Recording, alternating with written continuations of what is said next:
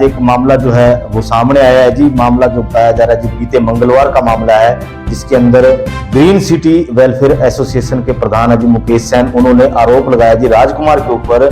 दोस्तों, मुकेश सैन द्वारा जो मीडिया को बताया गया, बीते मंगलवार घर पर सोया हुआ था, अचानक से जो है राजकुमार अपने साथियों के साथ आया और मेरे घर पर मौजूद मेरी पत्नी और मेरी बेटी के ऊपर जो है वो हमला कर दिया, जिसके अंदर मेरी बेटी का हाथ जो है वो जख्मी हो गया, जिसको लेकर मुझे हॉस्पिटल जो है वो जाना पड़ा। जो शिकायत मुकेश सैन ने पुलिस स्टेशन ढकोली को भी दी है।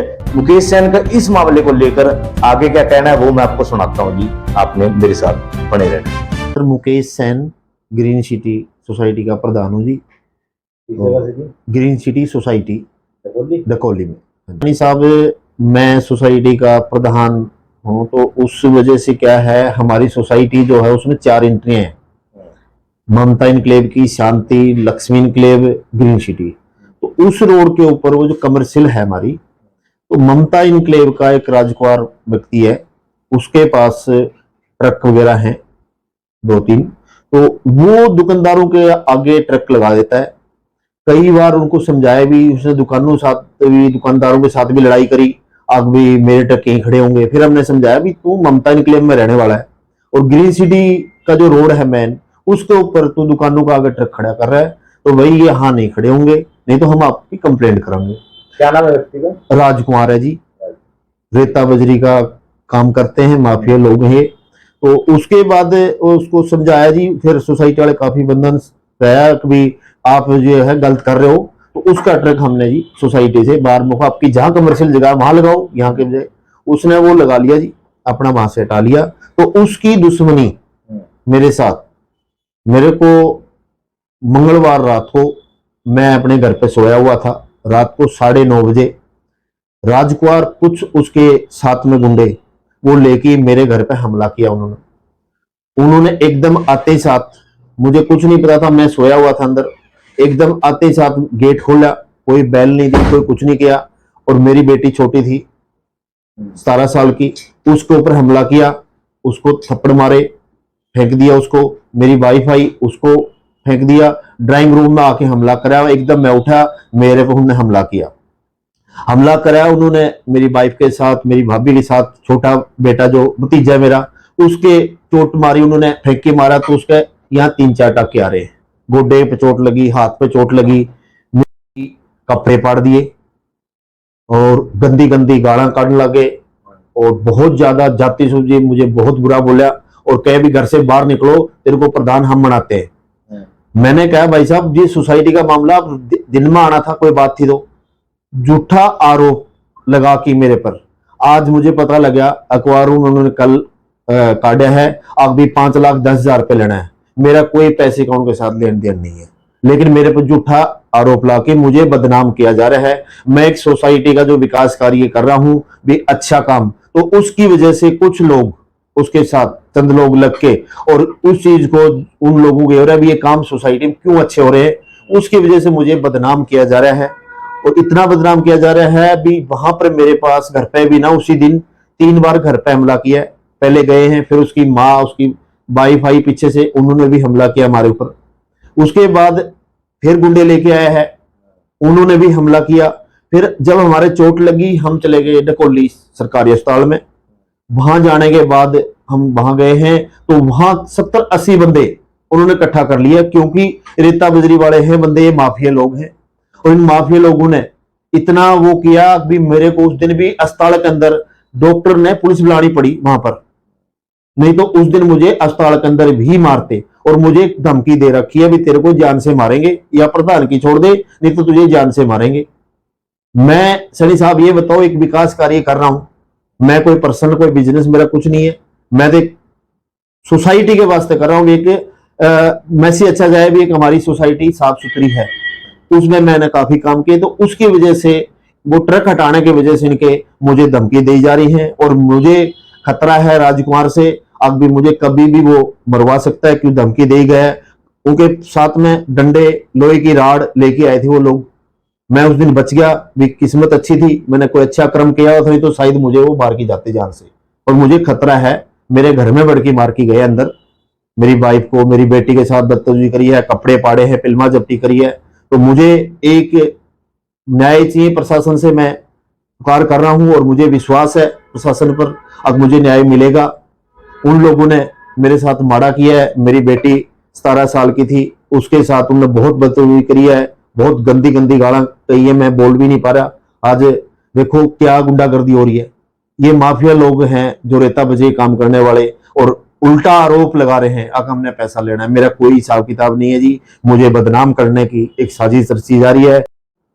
आपने कहा कि आपकी बेटी के उन्होंने कपड़े जो फाड़े हैं, हाँ जी, आपने पुलिस में कंप्लेंट की? इस समय मैंने पुलिस सर की? 3 बार ढकोली थाना मुंशी को फोन किया है, फिर उसके बाद फोन किया मैंने 100 नंबर पर, मेरे पास 100 नंबर से फोन आया, पुलिस से फोन आया भी हम आ रहे हैं, लेकिन बेटी के चोट लग रही थी हाथ पे ज्यादा, हाथ की हड्डी टूट गई बेटी की यहाँ से। तो मैं बेटी को लेके अस्पताल चले गया ढकोली, पुलिस वहां पहुंची है, वहां भी पुलिस के साथ भी, पुलिस प्रशासन के साथ भी इन्होंने बदतमीजी करी है।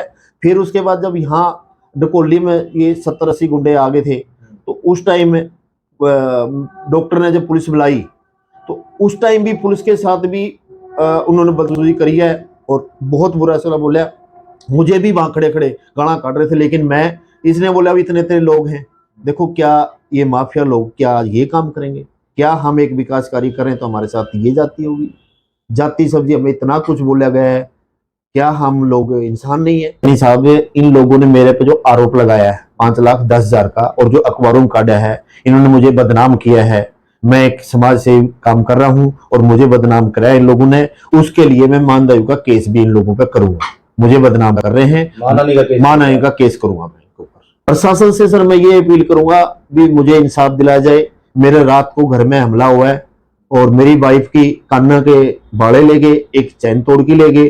तो मुझे प्रशासन से यही बेनती करूंगा, अक न्याय दिलाया जाए और इनके ऊपर कार्रवाई करके पर्चा दर्ज करवाया जाए। मैं बेनती कर रहा हूं जी, हाथ जोड़ के भी मुझे न्याय दे। दोस्तों, मुकेश सैन को आपने अभी सुना और राजकुमार का इस मामले को लेकर क्या कहना है वो मैं आपको सुनाता हूं, बने रहे हमारे साथ। और अपना नाम बताओ पहले। मेरा Rajkumar ji, son of Shri Ramesh Chand, Mamta enclave से हूँ। मैं मम्मी 3 तारीख की रात को मम्मी मुकेश सैन के घर पे गए थे, तो उसने मुकेश सैन ने बदतमीजी कर रहा था, तो मम्मी ने मेरे को फ़ोन करके बुला लिया मुकेश सैन के घर पे हिसाब लेके। मैं हिसाब लेके उनके घर गया, तो जैसे मैं उनके घर पे वो करी, मैंने घर पे एंट्री करी, तो उन्होंने मेरे घर के अंदर मैंने बोला हिसाब कर लो, तो बोला घर के अंदर बैठ कर लो। तो मैं जैसे उसके घर के अंदर गया, घर में उन्होंने बस एकदम ही हमला बोल दिया पूरे परिवार ने। तो उन्होंने हमला कर दिया बस, और आप पर बस मुझे उसका पता ही लगा, मेरा हाथ पकड़ लिया और मेरे को मारते रहे, और क्या नाम मारते रहे, और उसके पता नहीं चुन्नी से बांध के बस करते रहे। फिर मेरे को धक्का मार के बाहर गिर दिया, फिर बाहर जब गिर के बाहर भी मेरे पे हमला करा, और मेरे हाथ में डायरी थी वो छीन ली, और डायरी छीन ली। फिर मेरे बचाव में मेरी मम्मी ने घर पे फ़ोन करा, तो वाइफ भी आ गई, वाइफ मेरे आगे आ गई, तो उसके वाइफ को खींच के अंदर ले जा रहे थे। तो इतनी देर में लोगों ने मेरे को वहाँ से भगवा दिया, बोले तो आप घर चले जाओ, आप लड़े यहाँ पे आपको मार देंगे, जान से मार देंगे। पूरी जानी हमला करा था इन्होंने मेरे पे। मैं सिर्फ पैसे लेने गया हूँ, बाकी और कुछ नहीं। मैं कल जब अकेला गया हूँ तो पैसे लेने जाऊँगा, और कुछ नहीं मेरे पास। वहाँ की पैसे किस चीज़ के थे? मेरे रेते बजरी की पेमेंट थी, हाँ, और रेते बजरी की पेमेंट थी, और कोई अपना और कोई लेना देना नहीं था। रेते बजरी की पेमेंट मैं तो हिसाब करने गया था, मैं तो कुछ इसका हिसाब करने के लिए बुलाया था, वो करने लेने गया था।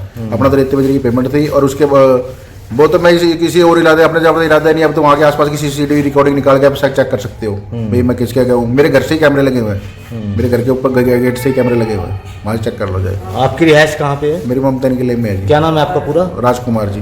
पहले 2 को गई, उस दिन सुबह गई तो उसकी शाम की गई, उसकी औरत बोली जी उसको हो गया, तो सुबह मैं भेज दूंगी आपके घर। तो नहीं आया ना हो, तो मैं दोपहर में फिर गई, मैं को भेजा, वो बोले काम पर चले गया। काम पर चले गया, तो मैं शाम की फिर गई, तो जब तक वो दरवाजे पर बाहर खड़ा हो गया, जिनानी आई, वो भी आ गया, बोले भाग यहाँ से, बोले तेरा कोई हिसाब नहीं है यहाँ। बोली हाँ मेरे पास कोई पैसे नहीं है, 10-20 हज़ार है, तो अपना मैं करूँगा भी नहीं हिसाब, और तू निकल जाए यहाँ से। मैं इसको बोली, मैं कहा तू जल्दी आ, मेरे को बदतमीजी से बोल रही बदतमीज। तो ये हिसाब लेकर आया उसके पास, ये अंदर बैठते इसको खींच कर इसको कूटने लग गए, तो सारे इस पर टूट पड़े सारे। कोई 50 बंदे होंगे उनके घर के, बाहर के बुला रखे थे घर। तो यही बात हुई थी, वो तो मार कूट का हम तो बाहर निकले, इतने को थोड़े गली गुली वाले भी गए पीछे हुए, फिर बोले तुम ही बाहर निकले हो, ये मार के जान से घेर दिए इसको। 2 बार तो मैं उठाया इसको पकड़ के। जो अभी बुखार चढ़ी थी इसका पता ही हुआ था, अभी डेंगू से उठा था ये।